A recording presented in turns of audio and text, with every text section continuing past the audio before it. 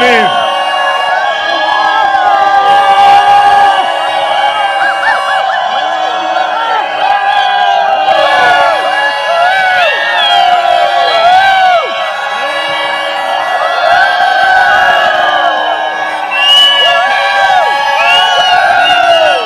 आप लोगों ने रमा ममता की कहानी सुनी और आपने ये भी देखा कि कहां से जिंदगी शुरू हुई थी और कहां जिंदगी पहुंची। आपने देखा कि एक व्यक्ति जो 15,000 रुपये महीने कमाता था और लास्ट में वो अपने प्राइवेट यार्ड में जाके घूम रहा है। आपने देखा कि रमा जो अपने पिता की बीमारी में इतना परेशान था और उसके बावजूद भी न जाने कर्जा ले लेके उनका इलाज किया और उनको हॉस्पिटल में छोड़ के अपनी माँ और बहन के पास गोक्राउंड में आया, इसलिए कि कमिटमेंट अपने सपनों के लिए है, अपने माँ और पिता के सपनों के लिए है, जिससे वे खुश हों। लोग इस बात को समझते नहीं हैं और आज भी बहुत सारे लोग नहीं आए होंगे इस बहाने को लेके। ये तो फिर भी ठीक ठाक बहाना है कि पिता की तबीयत खराब है, लेकिन घटिया बहाना तो वो है कि मेरी गांव के में मेरे मोहल्ले में भैंस मर गई इसलिए मैं नहीं आ सकता हूं। उनका क्या करें। और आज शायद स्वर्ग से पिताजी देख रहे होंगे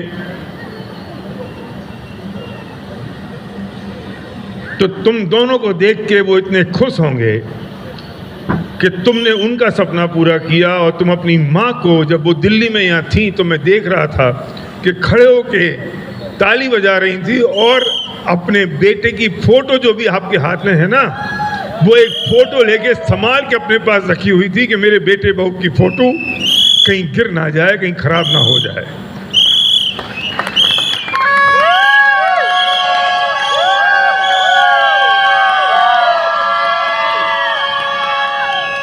रमा और ममता वो भाग्यशाली पुत्र और पुत्र वधू हैं जिन्होंने अपनी माँ को थाईलैंड के ट्रिप पर लेके गए।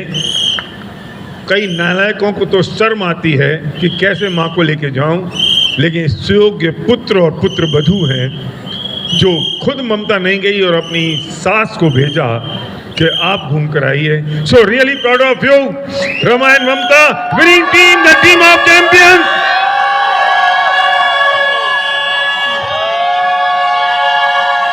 Proud to recognize Rama and Mamta Solanki, double universal crown. A true achievement is not an achievement of oneself, but an achievement of the life touched during the journey of his or own destiny. You have proven to be champion. We are proud of your accomplishment. We love you, winning team, February 2024.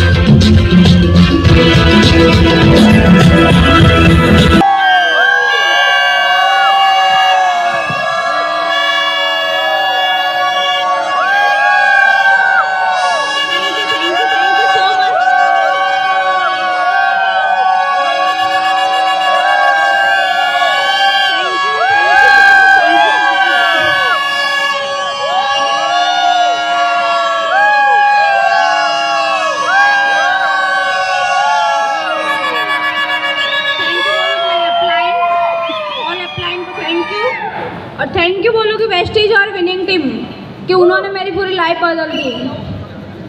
और मेरे life में अगर Vestige और winning team नहीं होती तो शायद आज मैं यहाँ पे नहीं होती। और मैं इतना ही चाहती हूँ कि हर लोग बोलते कि मेरे पास टाइम नहीं है, पैसा नहीं है। मेरे पास टाइम नहीं था, पैसा नहीं था, आज टाइम भी है, पैसा भी है। इसके लिए आपको वेस्टीज करना और विनिंग टीम का संस्कार लेना ज़रूरी है और अपने बच्चों को भी कोई संस्कार देने की ज़रूरत नहीं पड़ती है। मैंने शुरुआत में जब वेस्टीज किया तो मैंने ना बोला था, मुझे इतना मालूम नहीं था क्या होता बिजनेस, क्या होता, खाली पैसों का मालूम था कि पैसा आना चाहिए।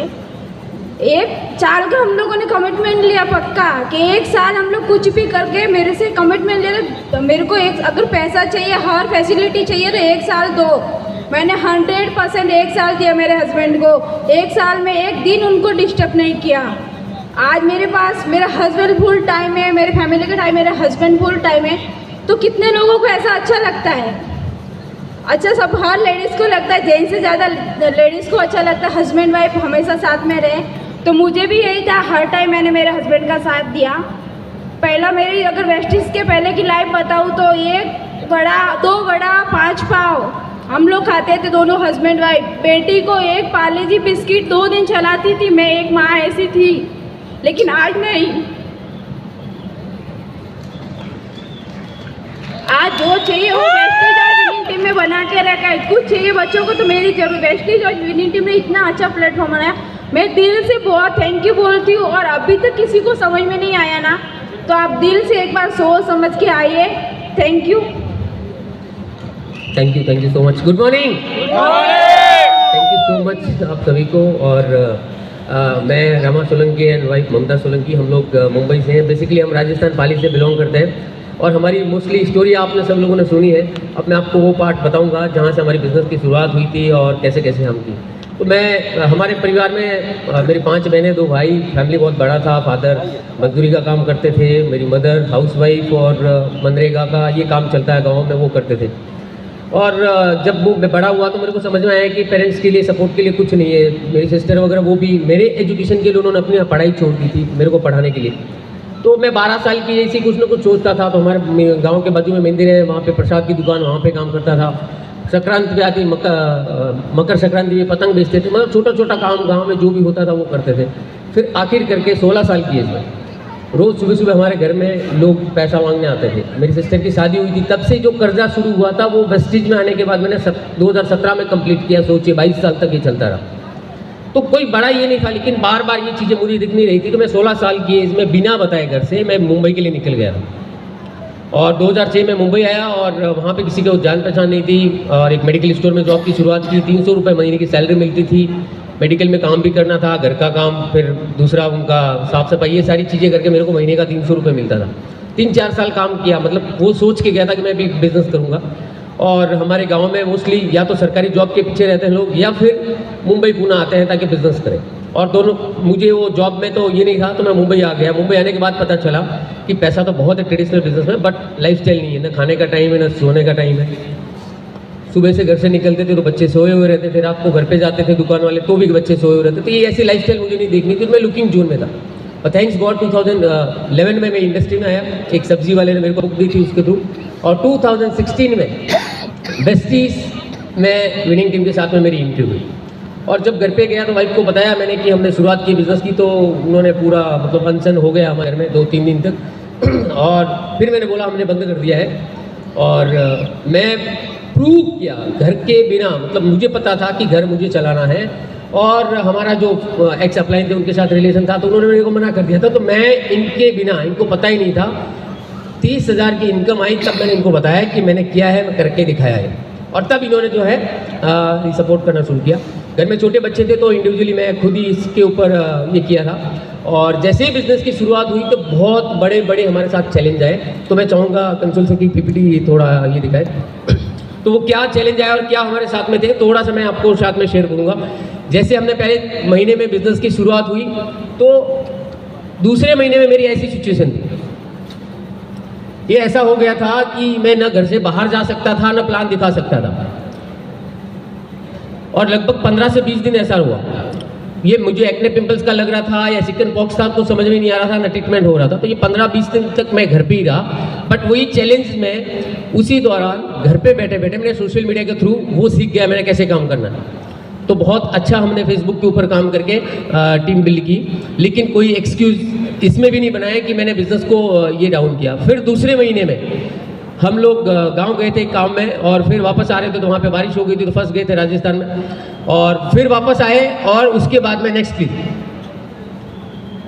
ये मेरे फादर जो है वो बीमार हो गए थे, लंग फाइब्रोसिस, पत्थर का काम करते थे तो फेफड़े खराब हो गए थे। तो इनका लगभग 3 महीना तक ट्रीटमेंट चला, सब पैसा खत्म हो गया, कर्जा हो गया। और इधर गो क्राउन भी था, तो मैं मुंबई से जोधपुर गया था ट्रीटमेंट के लिए, वहीं पे था। और हमारा टिकट जो था यहाँ से था, मुंबई से। मेरी सिस्टर को दोनों को बुलाया, वहाँ पे पापा को ये किया, डॉक्टर से बात करके समझ के जो है फिर हम जो है मुंबई आए। मुंबई आए तो सूर्यनगरी में मेरा चप्पल भी किसी ने ले लिया था, मैं नंगे पाँव मुंबई से दीवा गया, मतलब बांद्रा टर्मिनस से। मतलब ऐसा 200 रुपये लेके ही निकला था घर से, पैसा पूरा खत्म हो गया था इलाज में, क्या बेचे क्या नहीं बेचे, ऐसी सिचुएशन थी, राइट। फिर वहाँ पे नहीं हुआ, नेक्स्ट प्लीज। वहाँ से आने के बाद में फिर अहमदाबाद शिफ्ट हो गए सिम्स हॉस्पिटल में। तो यहाँ पे 6-7 दिन में इतना हो गया पैसा कि पूछो मत। आप सोचेंगे कि हमने जो कर्जा लिया था वो तो वहाँ पे ख़त्म हो गया, फिर दूसरा लेना पड़ा, और ऐसा करते करते मैं खुद टेंशन में आ गया था कि अब क्या करूँ। 7-8 लाख रुपए अहमदाबाद में लगे। फिर अहमदाबाद से दूसरे हॉस्पिटल, राजस्थान हॉस्पिटल में शिफ्ट किया क्योंकि पैसा खत्म हो गया था। Next please. दूसरे हॉस्पिटल में शिफ्ट किया तो वहाँ पे 2 दिन के अंदर वहाँ पे भी पैसा खत्म हुआ। तो ट्रीटमेंट, रनिंग ट्रीटमेंट ने हमने डिस्चार्ज लिया। उन्होंने, डॉक्टर ने बोला कि अगर आपने 1 घंटे लेट किया तो फिर दूसरे दिन का चार्ज लग जाएगा। सोचिए, तो ऐसे में आप सोचिए, जो लोग बोलते हैं कि पैसा ही पैसा नहीं, पैसा की बात करते हैं, जब पैसा ऐसे अपने ऊपर आती है तो पता चलता है कि क्या होता है। और एक बेटा एक बाप के इलाज के लिए 3-3 हॉस्पिटल लेके घूमता है, और फिर बाद में भी पैसा खत्म हो जाता है, और उस सिचुएशन में फिर हॉस्पिटल के बाहर आके बैठना पड़ता है। और फिर हम देखिए हॉस्पिटल के ड्रेस में हम लोग ट्रेन के ऊपर बैठ के आए, पिताजी को नीचे सुलाया, और हम ऐसे ही जो है मुंबई आए थे। ऐसी परिस्थिति थी मेरी। फिर मुंबई गए 15-20 दिन के बाद, मैं डायमंड हो गया था तो भी काम चल ही रहा था, फ़ोन पे ये हो रहा था। मैं जब पैसा लोगों से चाहिए था, लोग बोलते कि बिजनेस करने के लिए, लोग मना कर देते। मैंने अनजान लोगों से भी पैसा लिया, 5%, 10% में 50-50 रुपये के 2 एयरटेल के कार्ड लिए थे रिचार्ज वाले, और एक पेड़ के जाके नीचे हॉस्पिटल में बैठा था, और वहाँ से कॉलिंग किया, लगभग 100-150 लोगों को कॉल किया, और मैंने वो पैसा जमा किया था इलाज के लिए। लेकिन ना अपलाइन से लिया ना डाउनलाइन से, वो कार्डिनल रूल को फॉलो करते। Next please. फिर गांव में 2 महीने के बाद हमारा ये घर था।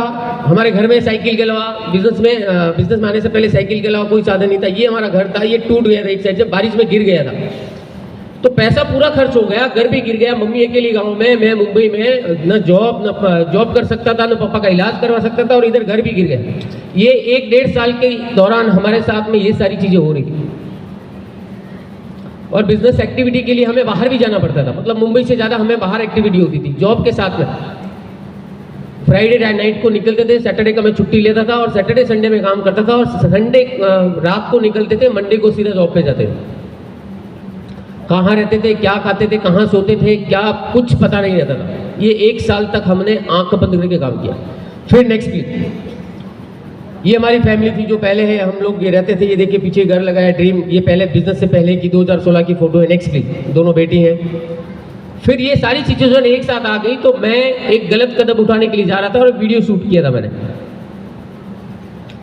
रहने का घर गिर गया था गांव में, इधर पैसा खत्म हो गया, एक पापा सामने बीमार है, मैं इलाज नहीं करवा रहा हूँ, जितना पैसा था वो सारी चीज़ें हो गई, ना कुछ बेचने के लिए कुछ था, तो करे क्या। तो मैं ये कर रहा था। फिर वीडियो वगैरह शूट हुआ, और मैं ये फोटो ही दिखा रहा हूँ उसका स्क्रीनशॉट। फिर मैंने सोचा कि नहीं, मैं ऐसा नहीं करूँगा, मैं पूरे फैमिली ने जो सेक्रीफाइस किया उनके सपने मैं पूरे करूँगा। और वो 1 मिनट मेरे लिए बहुत इंपॉर्टेंट था, और मैं बाहर आ गया नीचे, मेरे गाँव के उसमें नीचे आया, और मैं बोला जो भी है परिवार में, मैं अकेला हूँ जो लाइफ के लिए, पूरी परिवार की ज़िंदगी के लिए मैं यू टर्न लेके जाऊँगा। और उस दिन निकल गया एक ही नारे के साथ कि हमसे जो टकराए जाओ 5 लाख कमाएगा। और फिर मुंबई आ गया मैं। और दोस्तों, मैं बहुत बार वापी, थाने, और यहाँ तक कि सांगली, सूरत, नवसारी, ऐसे ऐसे रेलवे स्टेशन पे बैठ के खाना भी खाया, और वहीं पे रात को सोया। वापी में तो एक ब्रिज के नीचे कान में टाई बांध के सोया था ठंडी की सीजन में।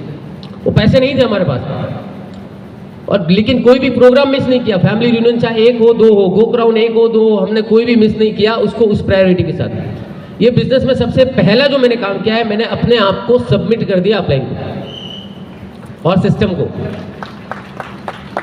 जब ऐसे ऐसे सिचुएशन थे, मरने तक की नौबत आ गई थी कि जिंदगी को खत्म कर दे, तब मैंने मेरे अपलाइन को जाके बोला कि आप मुझे मारिए, डांटिए, चिल्लाइए, लेकिन मेरे को 1 साल में मेरे को कम से कम 50,000 की इनकम चाहिए। आप मेरे साथ बॉस जैसा ट्रीट कीजिए। और वो उन्होंने किया वैसा, और मैंने कभी मेरे मन में नहीं लिया। उन्होंने चिल्लाया भी, ये भी किया, सारी चीज़ें, लेकिन मेरे भले के लिए। और दोस्तों 1 साल में 1 लाख रुपए महीने की इनकम हो गई थी। Next please. ये देखिए, ऐसा हम ट्रैवल करते थे बहुत बार। ये वो नागपुर गए थे हम मुंबई से बिना रिजर्वेशन के, और वहाँ जाने के बाद में वो एक लीडर था, उसने फ़ोन भी नहीं उठाया, तो खाली हाथ वापस आए वहाँ पे कॉल कांटेक्ट करके। तो ऐसे ऐसे हमारी रात में ट्रैवल होती थी। सागर सर है, मैं हूँ, बैठा हूँ, देखिए कहीं कोई इधर करवट पटलता था तो दूसरी सीट पे जाके बैठते थे, कभी नीचे सो जाते थे, कभी ऐसा करते करते हमने किया। बहुत बार अनूप सर के साथ हम बस कार में सोए, और उनके साथ में भी बहुत हुआ। Next please. तो ऐसा नहीं था, तो वो घर गिर गया दोस्तों इस बिजनेस की बदौलत। ये गांव में अभी बंगलो बनाया लगभग 1 करोड़ का।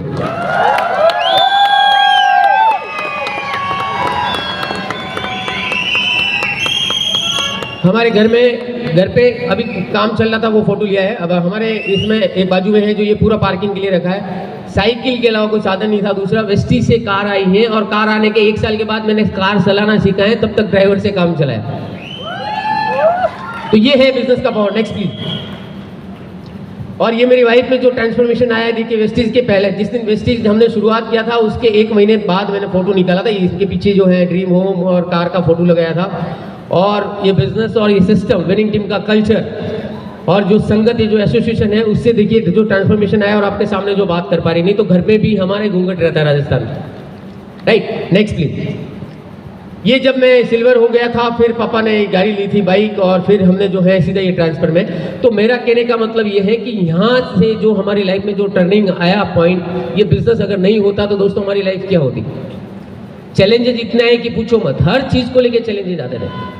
ये दूध हम लोग लाते थे घर में, जब ये दूध के लिए, बच्चों के लिए, जब ये प्रेग्नेंट थी, डॉक्टर ने बोला कि इनको फल फ्रूट वगैरह खिलाओ, इनको आयरन की कमी है। तो उनके लिए पैसा नहीं था, इसके लिए मैंने इनको गांव भेज दिया, और मैं मुंबई में चना और गेहूं को बॉईल करके खाता था।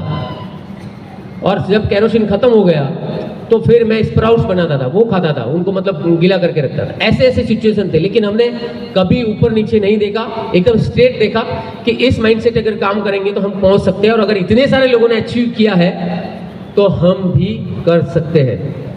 दोस्तों, जब वाइफ प्रेग्नेंट थी, इधर मेरा बेटा हुआ, इधर मैं बड़ौदा मीटिंग में था, और उधर गांव में मेरे फादर की सडन डेथ हो गई थी।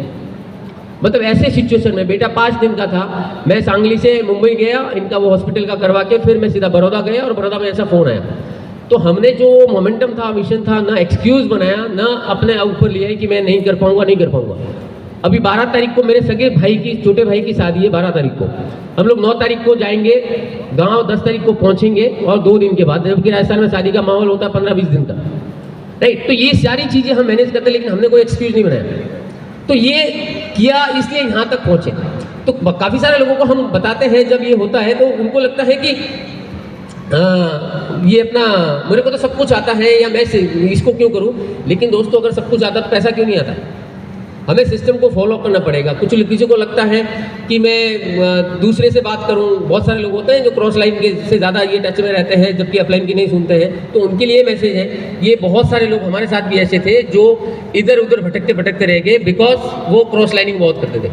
लेकिन हमने कभी भी जो कार्डिनल रूल है उसको ब्रेक नहीं किया, इसकी वजह से यहाँ पहुँचे। जो भी बनाया हुआ है सिस्टम, वो 25 साल का भारिल सर एंड फैमिली का जो तजुर्बा है उसके आधार पे बनाया हुआ है, और अगर उसको फॉलो करेंगे तो हम कहीं नहीं होंगे। दूसरी चीज़, हमने कोई भी मीटिंग, चाहे मॉर्निंग सेशन हो, उसकी जिम्मेदारी हमने खुद ने ली। कोई सीईओ मीटिंग करनी है, टीम मीटिंग करनी है, तो खुद जिम्मेदारी लेके काम किया है, इसके लिए खुद का, इसलिए हम ड्यू सिटी पहुंचे हैं। तो मेरा मैसेज यही है कि अगर आप भी ऐसा कुछ चाहते हैं कि हमको ड्यू सिटी जाना कोई बड़ा नहीं है। मैं खुद अभी मुझे रिग्रेट होता है कि मैंने बहुत लेट कर दिया। ये जो गेम हुआ है, हमने गो क्राउन में जो बारिल सर के साथ में हमारी काउंसलिंग हुई थी, एक 5-10 मिनट की, और हमारा 1-1.5 साल से जो ब्रेन दिमाग में वो चल रहा था, 5 मिनट में सॉल्व कर दिया। और दरवाजे के बाहर आती है, हमने सोचा कि हम आने वाले 3 महीने में ही करें, और आने वाले 3 महीने में हमने वो माइंडसेट बना दिया। बहुत सारे चैलेंज थे वो टाइम पे भी, अभी ड्यू सिटी जाने के बाद भी घर का काम चल रहा था, इधर मुंबई में ये सारी चीज़ें थी, लेकिन हमने उसको ये मिस नहीं किया और करके कंप्लीट किया। तो जब हम ठान लेते हैं, जैसा भैया बताते कि 90 डेज़ का ही गेम है, अगर आपने 90 दिन के लिए ठान लिया, और जब कोई बड़ा काम करने के लिए जाएंगे तो चैलेंज आएंगे, चैलेंज भी बड़े आएंगे। वो कहते हैं ना कि अगर आप कुछ पाना चाहते हैं तो कुछ छोड़ना पड़ेगा, लेकिन अगर आप बहुत कुछ चाहते हैं तो बहुत कुछ छोड़ना पड़ेगा, लेकिन अगर आप सब कुछ चाहते हैं तो सब कुछ छोड़ना पड़ेगा, अपनी ज़िंदगी को दांव में लगाना पड़ेगा 1 साल के लिए, और आप भी यहाँ पे पहुँच सकते हैं। Thank you so much and back to the house. Thank you so much.